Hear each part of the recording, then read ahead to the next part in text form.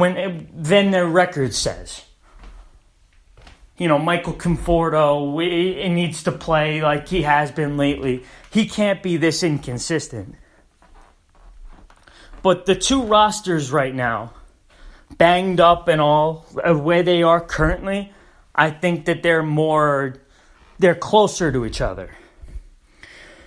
For the Mets, this is big because you cannot continue to play second fiddle in New York. You need to take advantage of the Yankees, who continue to lose their top players. Domingo Germán being the latest injury. He's been their best starting pitcher all year. For them to lose Luis Severino for pretty much the entire season. They lost James Paxton for a certain period of time. He's back now. And now to lose Domingo Germán. Tonight's game, I can see, like I said, I could see being rained out. But for the psyche of the Mets organization and the fan base, they made the moves they did because they want to win now. How are you going to win anything if you can't beat the team who reside in the same state as you? Every once in a while, it's time for the little brother to take a stand.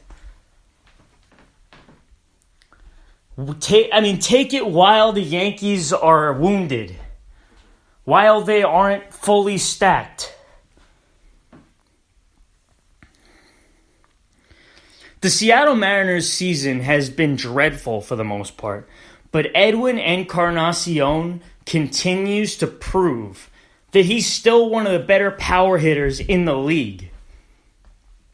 He hit his 400th career home run yesterday against the Angels. It was also his 35th career multi-home run game. See, people continue to count the 36-year-old out. And people have done that for a long time with a guy like Edwin Encarnacion that people kind of forget about. It's partially because of where he played. He played with Toronto. He played with, Cleveland. People didn't necessarily look at Edwin Encarnacion as a super or like an all-star player like he is. This is one of the most consistent power hitters in all of baseball.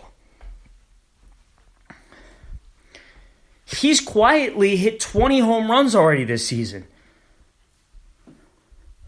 Encarnacion is on pace for a career year when it comes to his home run total. He's hit 42 home runs in a season twice. He's currently on pace to hit 50 plus. I don't think he's, like I said with Alonso, I don't think he's going to hit 50 plus, but upper 40s, mid to late 40s, I could see that. Him hitting 47, 48 home runs in a season at the age of 36, impressive. Encarnacion may not be able to play the field anymore, but in the American League, got the DH.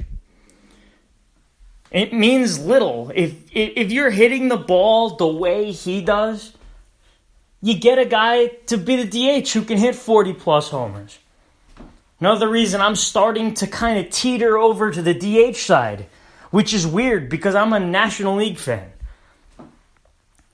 Thing is that the DH, especially I'm a Mets fan. I would love to have both Dom Smith and Pete Alonso in the lineup every day. Having both of them there, having, Pete Alonso as the DH. Let him sit, let him chill, and just come up to hit. It saves him. You can get another guy that can hit 40 home runs and just plug him into the lineup. You don't necessarily have to worry about him being a liability in the field. Or if a guy's older, like an Edwin Encarnacion or an Albert Pujols, you don't necessarily have to worry about them being a liability in the field. Because you could just plug him into the middle of the lineup and produce.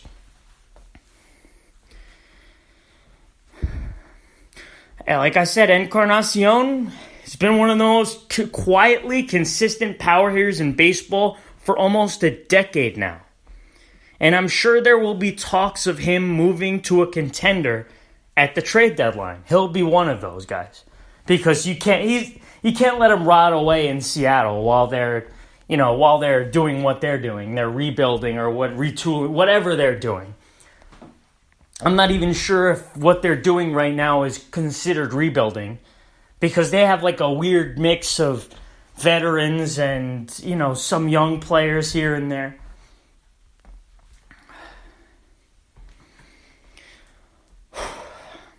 Game 5 of the NBA Finals is tonight. I can't believe the way this series has gone. Like, I just can't. I picked the Warriors in 5. That ended up being completely off.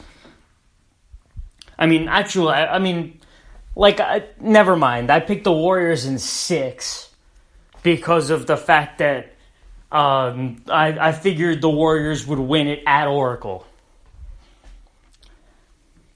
Man, on Friday I'm going to owe the Toronto Raptors an apology. A lot of people will. But I understand where those people were coming from. Because for a long time, for years now, it's appeared as if nobody was going to beat Golden State.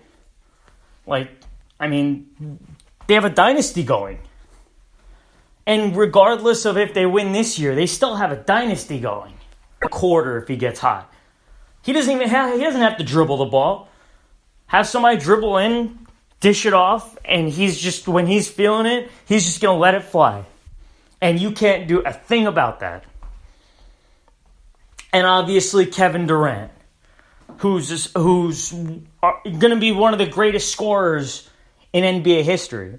A 7-footer who can shoot from anywhere, who can pull up from anywhere.